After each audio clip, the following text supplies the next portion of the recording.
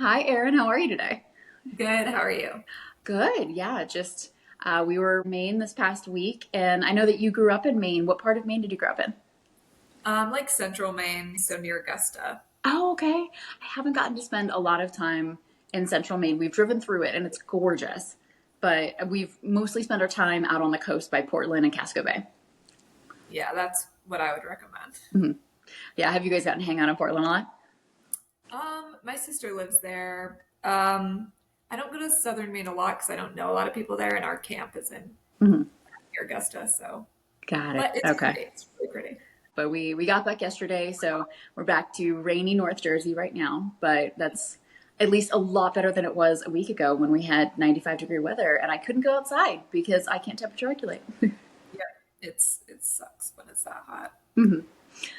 Yeah, so I can't even imagine with you down in Florida right now, you must not be able to go outside. Yeah, and this is our first summer that we like haven't gone to Maine or New Oh, Jersey for like the full like July and August. oh, really? So So you're usually gone for the whole time? yeah, that's what we've Okay. done since we moved here, just because it's kind of miserable. Yeah, well, I'm sure winter is so much nicer. You never have to deal with the snowstorms up here, which is great. And our winter's really short. It's just like January. True. So you guys have been down in Florida for how long now? It's been a couple of years? We moved here in 2021. Oh, okay, great. How did you So guys yeah, decide on Florida? basically, I we were in Boston for 3 years. Mhm. Our apartment was just expensive because Mhm. in Boston, like you have to live in a luxury apartment to have the elevator. Oh, So it was just overpriced. We weren't even like in the city, but we were kind of close. yeah, And we basically just wanted warmer, and we were like, we might as well like buy a house because our rent is so expensive. yeah. So we just started looking for an accessible house Wow, in like so cheaper. an elevator is considered luxury in Boston. Yeah, yeah, because like any of the cheaper apartments, I couldn't get into. So there's all walk-ups. Oh my Yeah, gosh. yeah, That is especially awful. So that like must be a huge ADA housing crisis up there. I feel like yeah. Yeah. I mean, it's like our apartment. I want to say was like 3,200 a month or Wow. something. Have you guys found a lot more accessibility when you've been in Gainesville? I think so, just because Florida is so like flat, Hmm. and almost every place I go is like like no steps to get in, or maybe Oh, one, but oh, that's most places great. like have a ramp, and I feel like Boston, there was definitely more places that had Yes. more like 3 stairs. Well, in terms of, being grandfathered in prior to 1992 building code, then, Yeah, so much of Boston is older. there's a lot of cobblestone, Hmm. and like I took the T a few times, and it's okay, but it's still Hmm. like the gap is pretty big. Like you couldn't do it in a manual chair unless they bring the ramp thing out, which Right. it just depends if there's someone there. Yeah. So Yeah. And when you're down in Florida, how's it been working with finding different types of doctors and things that you might need down there? it's been good in the sense of like urology and like specialists, but I haven't been able to find like a what's it called, spinal cord injury specialist. Right. I just can't find one here. I might have to go to Jacksonville. I think Hmm. that might be the closest place that has one. Yeah, that might be. And that's, being able to find a physiatrist that can help you out is really important. And I don't feel like a lot of physiatrists do telemed, which is Yeah. frustrating. And even if they do, you have to like see them in person the Hmm. first visit. I hate that. Yeah, yeah, So no. So when you were coming out of rehab and going back into school, I am just blown away by the fact that you were able to do that so soon after coming out of rehab because you were home for how long before going back to school? so I think I got out of rehab in October. Hmm.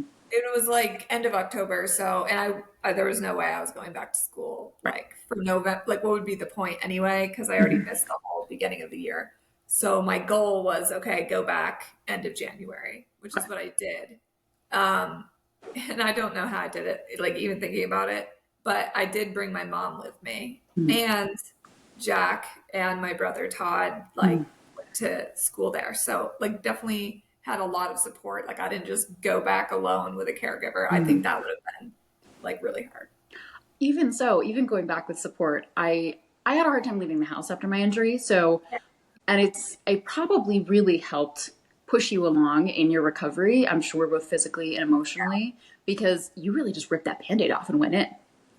Yeah, like it was a great distraction, I think, Hmm. from just being sad and thinking about my injury. But it definitely, like the things that made me sad were surprising to me. Like being on campus Hmm. was made me just sad because I was like, all the memories. I thought seeing people would be hard, but it was more like just getting there and like not being able to Right, go on certain parts of campus that I could go on before because of the right. access. And so that kind of was weird for me. But I think what was the weirdest is like it was small classes. So I was in classes with people that I was in for 3 years. So Mhm. I'm just like in class thinking, what are they thinking right now? Because that must be weird for Hmm. them. It must be, but at the same time, I mean, you're reconsidering your entire identity at the young age of 21. And so I can't even imagine how confusing that must have been for you. Yeah, and the other thing that was hard is like like because of my senior year, like my friends like Mhm. going out a lot, and like I either couldn't go because it wasn't accessible, or I just wasn't up to going. So I think that was a little hard for me too. Right. A little hard to hit the bars and have all the enthusiasm when you're just exhausted after a day of just trying to go to class. Yeah, I went to the bars I think maybe twice, and I went Mhm. to a house party once, Oh my gosh. which was just weird. I'm sure it was. I mean, I think you mentioned this to me at one point, or maybe Todd did, that you did go to a house party and you were just put into a chair, and so people didn't even realize that Because you were disabled. I only had a power chair at this time, and Right. there was 3 stairs to go in the house, and there was a recliner. So Todd like talked to the people that own the house, and like we got there early, like put me in the recliner, and then all these people start showing up, and because we're Mhm. seniors, like I didn't. There was a lot of people I didn't know, like underclassmen. Mhm. So a lot of people that would come up and like say hi, like had no idea, Wow. which Oh, was that so must have been such a trip for you to realize that. Yeah, and it was so funny when we had to leave, like Todd had to carry me out and Oh, people were just like, "What is going on?" that It I mean, was that is so sweet though. I do love that your family did such a great job rallying around you, making sure to support you, finding ways to integrate you back into life. That's really wonderful that you had that. yeah, it was nice and Mhm. I still got to like graduate my class, which was really nice. That's wonderful. You got to graduate on time and everything. Yeah, I still had I like after I got back to Boston, I had like 7 credits that I did Okay. online, but they let me like walk or That's roll. really cool. Yeah. That's very cool. That's and to see organizations like that sort of reach out and want to help you out and want to make sure that this experience could be as close to what it should have been for you. That's really sweet. It was nice. Wow. Okay. Well, that totally just made my day, even just hearing that, 'cause that's so cool. Did you change your major at all? So I was going to be a double major, like English and philosophy, and then I kind of just dropped the philosophy because there was a lot of stuff to do as a senior with that major, and I was like, I just can't at that Mhm. time. So I just did English, and I always wanted to go to law school, so Right. that was kind of still my goal, Okay, and so that's that's great. That's really cool. yeah. I actually did not realize. I can't believe, we were talking for this long. I had no idea we were both English majors. I know. I think I found that out about you like a week ago or something when That I is heard you say. so funny. What I was know. your main focus? I don't know if I feel like I did a lot of like Or British just favorite era? literature. My main focus that I spent most of my time on, 'cause my favorite eras were Renaissance and Regency. Yeah, I feel like British literature and like poetry. I did a lot of poetry Hmm. classes. I liked poetry, Oh my but I don't know. gosh. So we absolutely would have been English nerd friends together Yeah, we back in probably would college. have had all our classes together. Oh, that is so great. I did my senior thesis on Spenser's The Fairy Queen. And when I tried to explain it to people, they just went, "What? Wait, you're reading what?" I Don't think, worry about yeah, I think I did mine on like Jane Austen, it. and I Ooh, ended up doing it my senior year on Jane Austen, and like I can't remember now, but it was something related to disability, and it was that's really so fun. cool. Yeah, it was like Ooh, you were gonna have to find that and send that to me because I have it. that is so cool. I'll have to take a look. I did take one semester of specifically Jane Austen, and I'll have to send you. I redesigned the game of chess using Jane Austen characters, Gosh. and that was really fun. I'll have to find that and send that to you too, because that was Yeah, great. I would love to see that. Oh my gosh. So you got to stick with English, you got to stick with the stuff that you love, and that must have been so helpful too, because I feel like studying English, studying that kind of thing, and it's a bit of escapism. You get to sink into these stories. That must have been really helpful for you. It was nice. I think the only thing that was hard is like when I had to write an essay the first time. I was like, okay, I'll just say it and I'll have my mom type it. Like, I'm like, maybe that'll work. Got it. No. That was the most frustrating thing I've ever done. And I Because was I'm like, guessing back in 2017, there probably wasn't a lot of dictation software available. no, Oh, I don't think so. I might have had the Dragon program, but I didn't have the time to like learn the commands. right. So I ended up just writing like a 15-page paper with my iPad using like Wow. voice to text That and then is editing it insane. after. That is, I mean, and that's the kind of accessibility issue that most people don't realize that you had, that if you want to go back to work or if you want to go back to school, all those softwares, they take a long time to learn. And trying to figure out how to use a laptop again, not Without easy. fingers, it's Right. sucks. And I'm sure at that time your arms too were probably not as strong. Yeah, I'm so much stronger now. Like I Mhm. think back to that and I'm like, I used to like get my arm would hurt from like using my stylus for so long. So when you were on campus trying to figure out how to use a laptop, but again, trying to figure out how to keep up with your classes and your grades, I you probably were also on pain meds and dealing with so many different things. That must have been so tough. Yeah. And I remember like I used to get so lightheaded. I had one morning class, which was just a Mhm. nightmare for me. It was only Ooh. twice a week.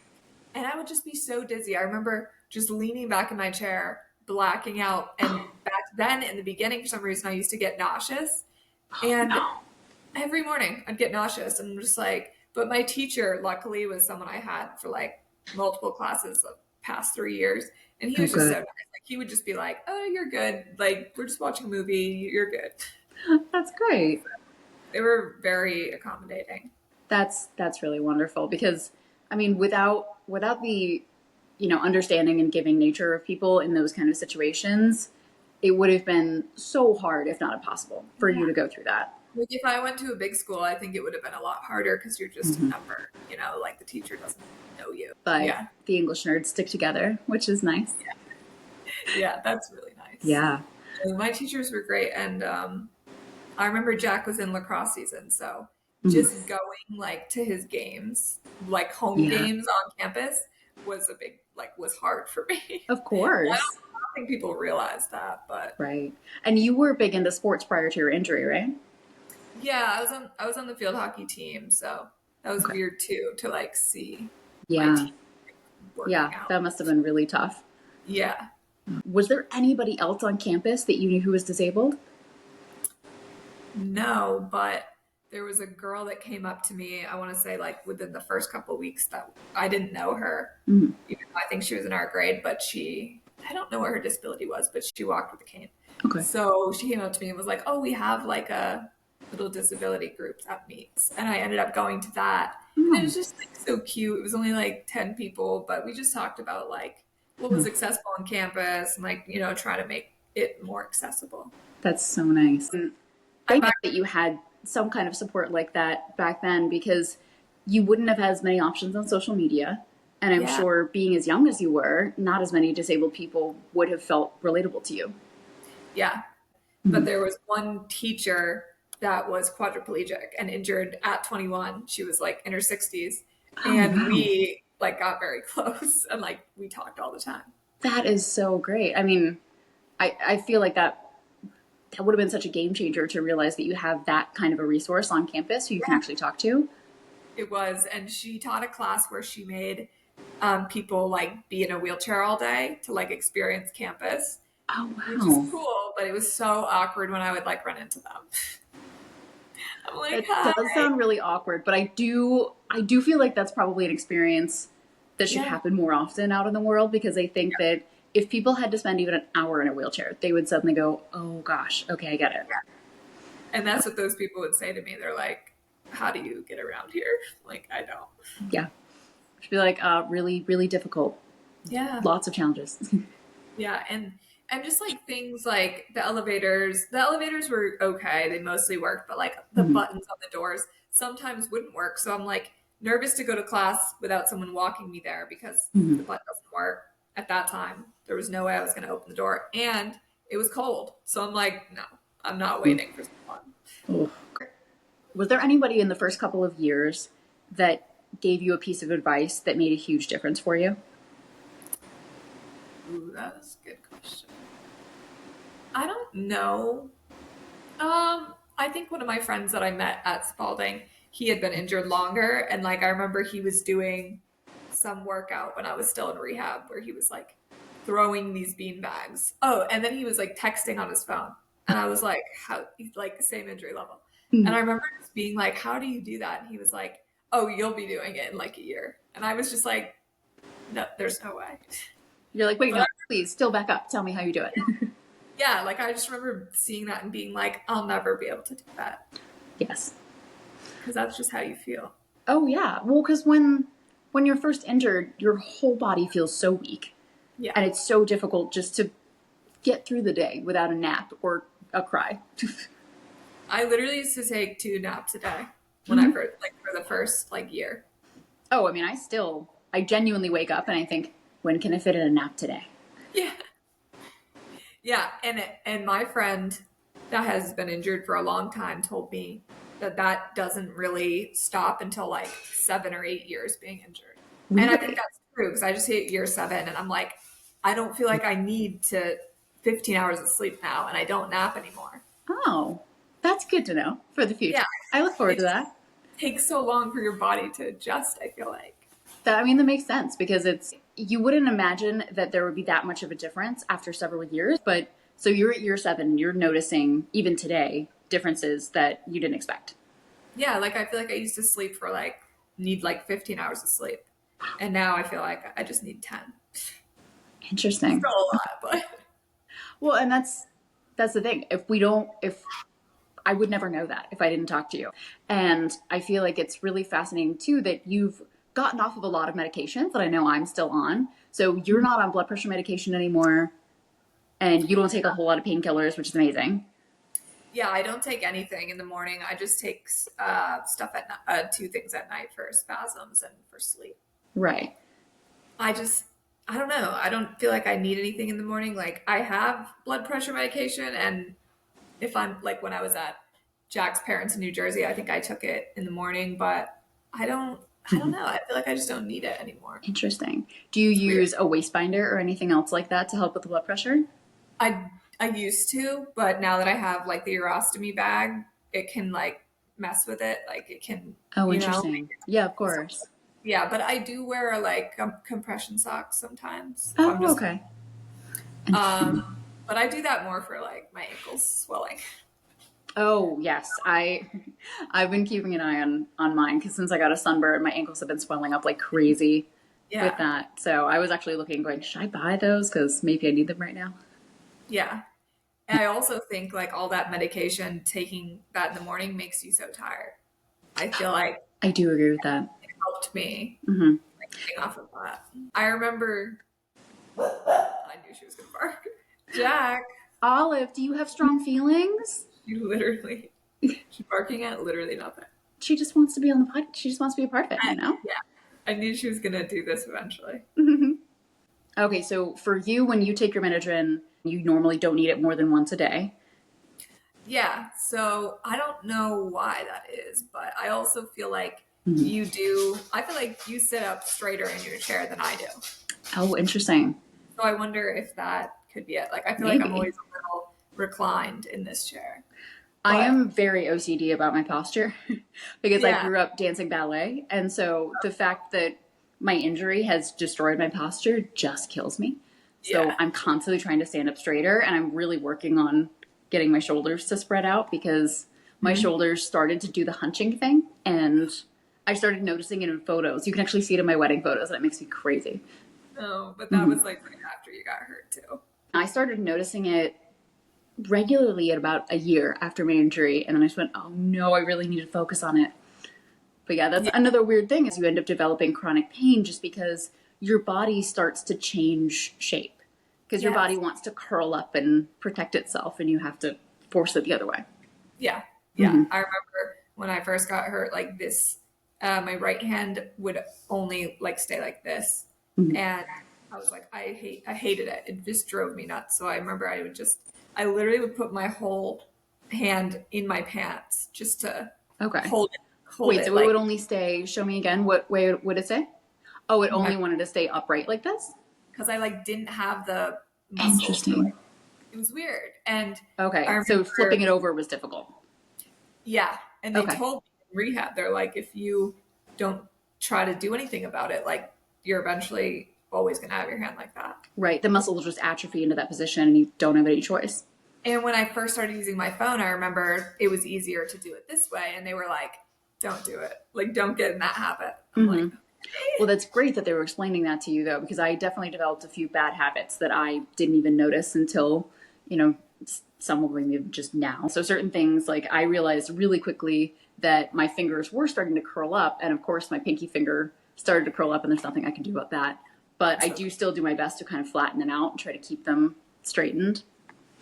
yeah, that's what makes me mad is they told me like don't stretch your fingers at all, like you're gonna like ruin your tenodesis. And then my fingers got so tight, and I was like, really? But I also had like such bad nerve pain in my hands. I no one could touch Oh, my hands.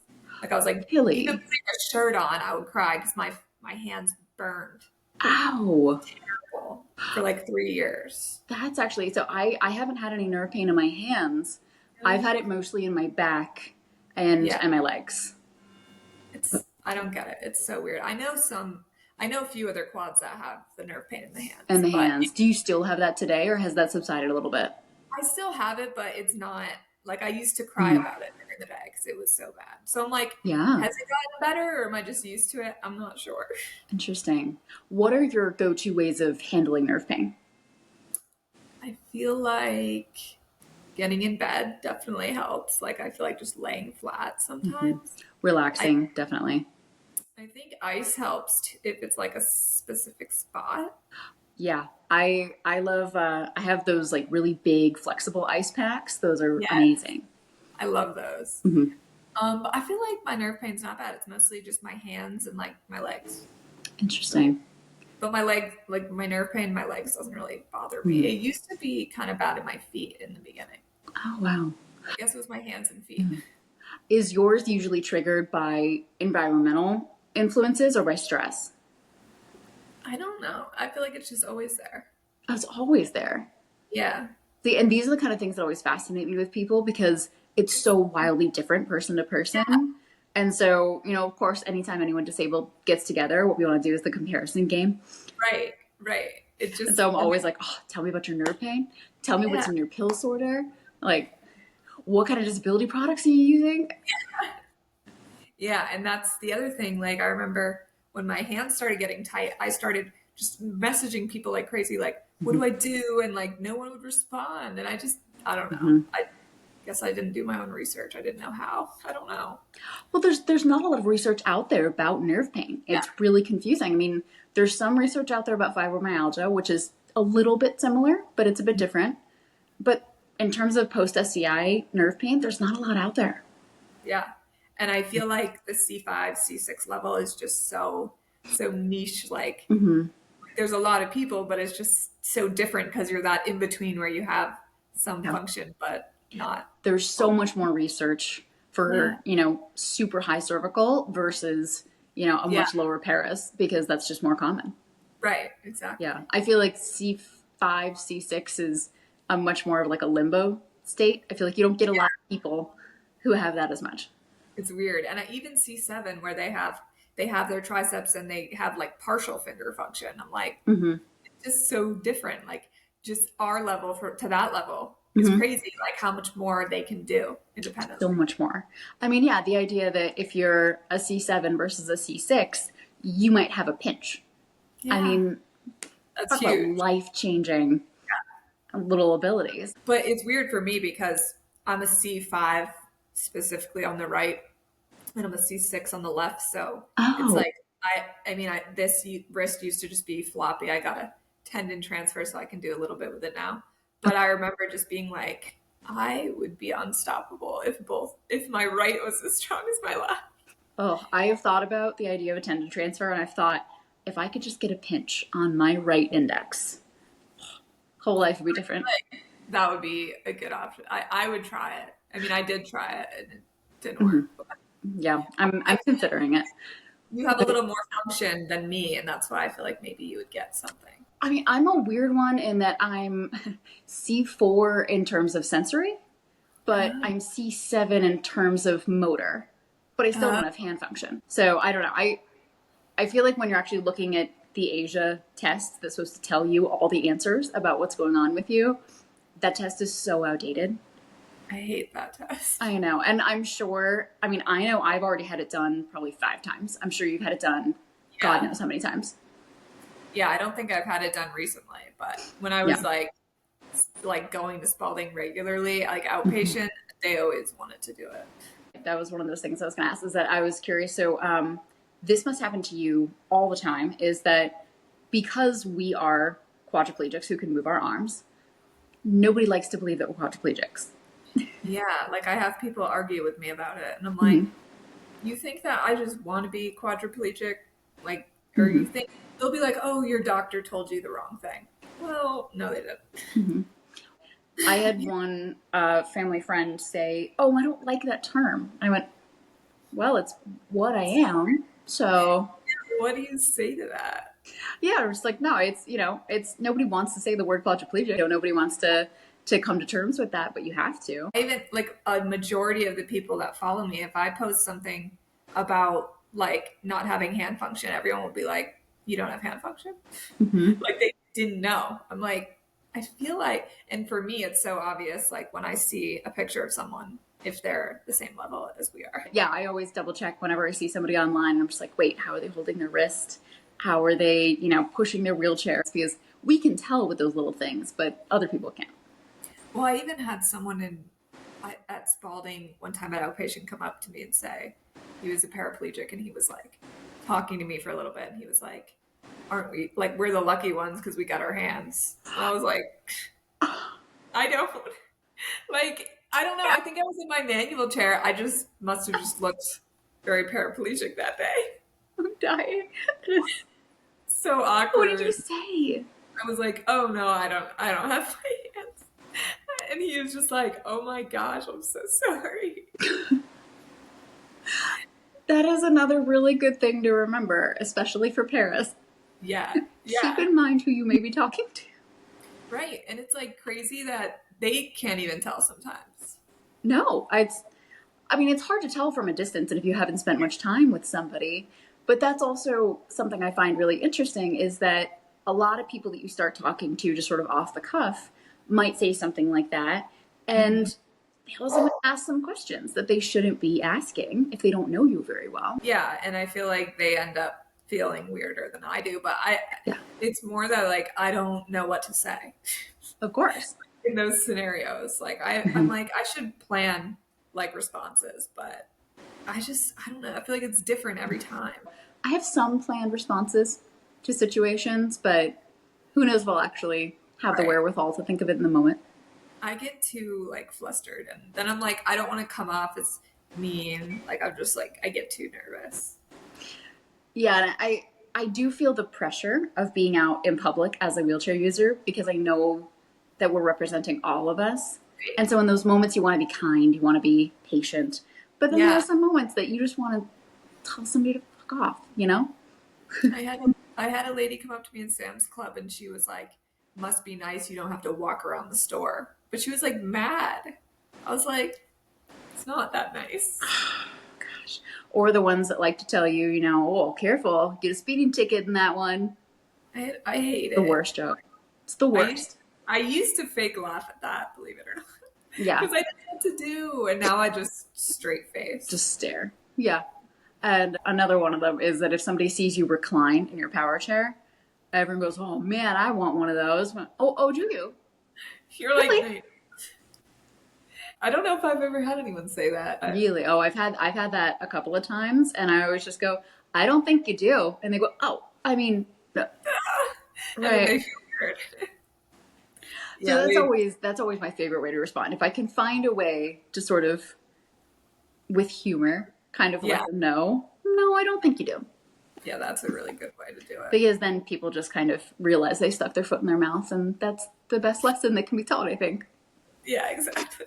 Yeah, we did have one guy not long ago stop us in the street, go, you know, I was in a wheelchair once for a little while. And I went, oh, okay. And then he went, yeah, I worked really hard in physical therapy and I got out of it. And I just went, You're like, I'm so probably, glad that was an option for you. yeah, different diagnosis. Yeah, I had a guy that like worked at the T station in Mm. Boston come up to me and he was like, "What's wrong with your feet?" And that was the weirdest question I've ever gotten because Specifically your feet. yeah, Interesting. I was like, nothing. I'm like, do you mean like what's my diagnosis? Like, I did Yeah. not know You're what to like, I say. mean, they don't work. Yeah, but I'm like, nothing's technically wrong with that. We did run into an older man who was riding the elevator with us in New York, and you can kind of tell when a stranger is about to say something weird to you. You can sort of see the little gears working in their head, like they just want to say something, I hate and you're it. sitting there going, "Don't do it, don't do it." And this old man just went, "You know what? I ride those at the airport." Oh gosh. And I went, "Oh, okay, sure."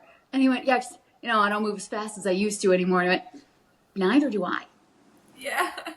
And I Yeah. don't think he realized what I was saying at all, but his wife kind of went, She was like, that was bad. I will say, I mean, those little moments, they never get old. At least now they're funny. Early Yeah. in my injury, they weren't so funny, but now Yeah. you realize that it comes from a place of insecurity. It comes from a place of just awkwardness, and they want Yeah. to connect. But then there's those other people who are jerks, but Yeah. that's a Yeah. different situation. It's hard for me when it's like someone, like a neighbor, Mhm. because I'm like, you can't, you can't be mean to your neighbor. No, yeah, 'cause you're definitely going to see them again a lot. Yeah. So I'm always just like, I don't know what to do. That's the hardest thing. Yeah, when it's a family friend or a neighbor, somebody that Yeah. you can't be a jerk to, but you might really want to. Yeah. Yeah. So Mhm. that's weirder than when it's a stranger, I think. It's always funny to me, especially when somebody does say something that's a little off, but they realize it right away and they just kind of go, "Oh my gosh, I'm so sorry." I'm just like, "No, that's totally fine." As long as you have that self-awareness to kind of stop and go, "Oh shoot." Yeah. That I almost like those moments because then you can kind of see that realization happen and you just go just like, "Oh no, it's really okay." Yeah. And they probably wouldn't do it again. I always am wondering when it comes to, post injury, what are some of the weird things that you miss about pre injury? Stuff that you didn't think you were going to miss. And then, I remember what was really hard for me in rehab was when I would see like a girl on a like going for a run. mm, Like that triggered me. Like I was just like, I'm never gonna get to go for a run again. So that was one thing, and then showering was like definitely like yeah, I just miss just standing in the shower. yeah, showering standing up. I do miss that. It's I will easy. say I don't miss running. One of the only positive things about it, I was always a terrible runner. And so it's one of the only positive things that I never have to make excuses for why I don't run anymore. Yeah, that's true. That's a Mhm. positive way to look at Yeah. that. I miss cleaning. Yeah, I loved cleaning. just like doing like the quick cleaning, like Hmm. picking things up. Like I'm like, I Hmm. can't even wipe the counter down without it taking like 15 Oh, I minutes. know. Trying the first Yeah. time I tried to wipe the counter down, I almost fell out of my chair because I was trying to lean forward so No. far Yeah. to get to it that I was like, oh God. Yeah. Yeah, it's scary. Mhm. Yeah, that is definitely one. And then like just organizing things, like going through clothes. Yeah. That I do miss that. I have dreams about organizing things. It's That's so really weird about like making labels and organizing files at work. I have dreams about that stuff. I miss that. And I also like packing for a trip. I Yeah, hate having someone pack for me. completely agree. Yeah, I mean, we just got back from Maine and we're missing some stuff. And it's Yeah. like you're so mad. I used to get mad, like so mad, and my mom was like, she just ignored it. And my sister was like, you're being rude. And my mom was like, she's not mad at me. She's just frustrated, like in general. Wow, your mom sounds like such a gem. I am so excited to meet her someday because she sounds Yeah, like the sweetest person. she is. She's the best. Yeah, so packing, definitely. And then, do you miss wearing high heels or were you not a high heel girl? Um, I feel like I only wore them like going out, Mm, like to the bar. I mean, I was 21, so I wore them a sure. lot going out to the bars. But I don't like care that much to like. I know there's people that are like, I don't care. I'm wearing heels anyway. I'm like, my ankles just don't like Mhm. it. Well, how tall were you pre-injury? I mean, I know it's how tall you are now, but I'm 5'3", so I was short. oh, okay. I was 5'4", and I always think of it that way that I was 5'4". I know I'm technically still 5'4", but Weird. whenever anybody asks me how tall I am, I'm like 3 feet. I don't know. I know. I feel weird when the doctors ask me. I'm like, I well, know because also our height could have changed yeah, from from the different surgeries and things that we've had, and we have no idea. that's weird. So we actually could be taller, But and we don't know. when I used to stand at therapy, like in Boston, they would have me stand on the floor and they'd stand me up. And I remember my mom would just be like, "You seem so tall," and I did feel so tall. I'm like, it's Interesting. just weird. See, I still haven't done that. I've stood on a tilt table and I've stood on a standing frame, but I haven't stood in leg braces or anything like that. It's pretty cool. It's a little bit Really? scary, I think, but Oh, well, I'm sure. I mean, the fear of falling must be so strong. yeah, yeah, You and I have talked about falls that we've had and things like that, and I don't think you can ever explain to somebody non-disabled what it's like to fall when you're disabled and that it's so yeah, terrifying. yeah. And you Yeah. just feel like anything could happen. Like you Mhm. can't. Well, I remember one time I like put my arms up, and I honestly didn't know if I would have like quick enough like reflex to do that, but I did. Oh, nice. Yeah, So that every time I've fallen, it's happened so fast. it is. No, and I think that when you fall when you don't have a center of gravity, it's so much scarier because I mean anybody who's non-disabled falls and they know, what it's like, but you don't realize that when you might not have the ability to bring yourself back up and you might not have the ability to stop yourself when you're going down, that it's so much scarier. Yeah, it feels really scary. One time I was trying out like a smart drive, Oh, and yeah. I it was like you tap the bracelet, but I had like a winter jacket on. So it was just like not like Yeah. sensing it. And we came inside and I had it on and I went to tap it off and I didn't. So I like hit a doorway and I flipped over in my manual chair and I was like and then we were in the hallway of our apartment building and we heard people coming. There was like an apartment tour coming, like a group of people. And I was like, just get me up off the floor. Like, this is so embarrassing. That is a nightmare because you don't But want to fall in the first place. You definitely don't yeah, want to fall and have somebody see it. For yeah, a tour. Oh God. I know. And then I had to, like, when they came around the corner, I had to be like, hi. Like I hadn't just been on the floor. Best acting of your life, I'm sure. I'm like, I was just crying like 2 minutes ago. We had a similar thing happen when we were about to go into a construction showroom to pick materials for our accessible bathroom renovation. Like, I attempted a curb cut. It was way too tall. Slammed back in my wheelchair. Head hit the asphalt. Sam backwards. scrambled me back up into my chair, and I'm sobbing immediately, and I'm in pain. And because I hit pretty hard. And Yeah. then he was like, "What do you want to do? Do you want to get back in the car? Do you want to go home? What do you want to do? Do we need to go to the ER?" And I went, "No, let's go inside." And he went, "Oh, really?" I went, "Yeah, we have an appointment." And I just put on the biggest smile, and we got back into the car afterward and just went, "Oh my God, it hurts so much." That's, And I was fine. I had a mild concussion, but yeah. we just, I've never fallen backwards. oh yeah, it's not fun. I I'm don't scared. recommend it. So scared of that. Yeah, well, I mean, it's my fault. I attempted a curb cut without my tippers, so. I leave the tippers. I mean, I just saw so many people on Instagram always taking off the tippers and their armrests, and so I was like, oh, that's what you're supposed to do. Yeah, you're like, this will look cooler.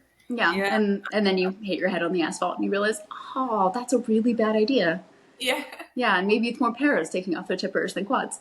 So true. speaking of social media and all the stuff you see on there and how different everybody is, what has it been like for you to be gaining a following the way that you have?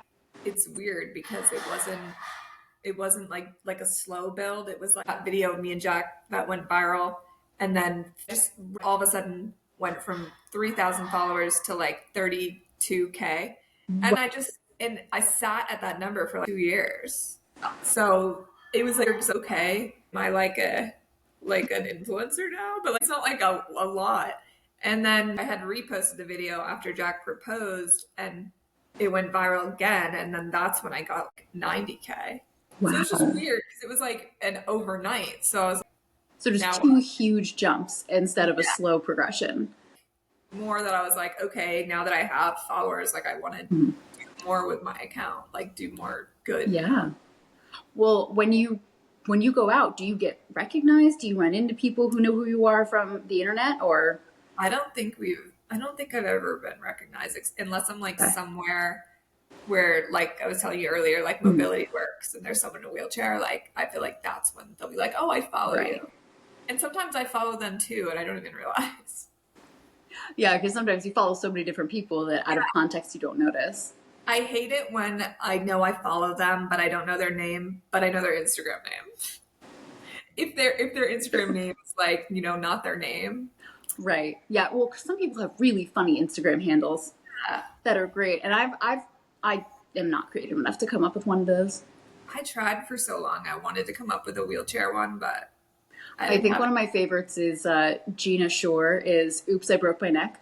Yes, I love I hers. do love that. She is so funny. She is funny. Yeah, because if you're going to look at one account that is much more dark humor and much more, joking about how these things are versus being a lot more positive and a lot more talking about sort of all the different opportunities that disability can give you in the community are Yeah, both completely valid, but very different. so true. And did you ever feel like you needed to come down on either side of that debate and sort of define yourself as a wheelchair user in that sense? Or Yeah, I feel like I just kind of, because I always was really open about posting about my injury. I don't know, it just never bothered me in the beginning. Like I just wanted to like share anytime I learned something, and I was kind of Mhm. already doing that on YouTube, even though I didn't have like a following. And so I just kind of was like, I'll just kind of do that more, and just Yeah. what I did. Well, and I think that's something people respond to is that you are very relaxed and just very natural on your social media because we definitely see people who are much more of a persona online and they have much more of an actual sort of brand. And what's nice about your account is that your brand is just you. It's just being comfortable with who you are and sharing that with others. And I think that speaks to people a lot. Thanks. Yeah, I just feel like it's easier too because you're like, okay, just be yourself. And then when you do meet people in person, at least that's like what they were expecting. Right. And that's got to be so funny. So I know you said you're going to the Abilities Expo in Gainesville in a couple of days. So you're going to have a booth there. So you're probably going to meet a lot of people who do follow you. Is I don't that know. awkward? I don't even think I thought about that. I'm more Yeah. excited to just meet people that Mhm. might live near me, but now I'm That's true. nervous. Oh no, I made you nervous. Oh God. It'll be cool. I think it'll be nice to like know if there's like people that want to like hang out.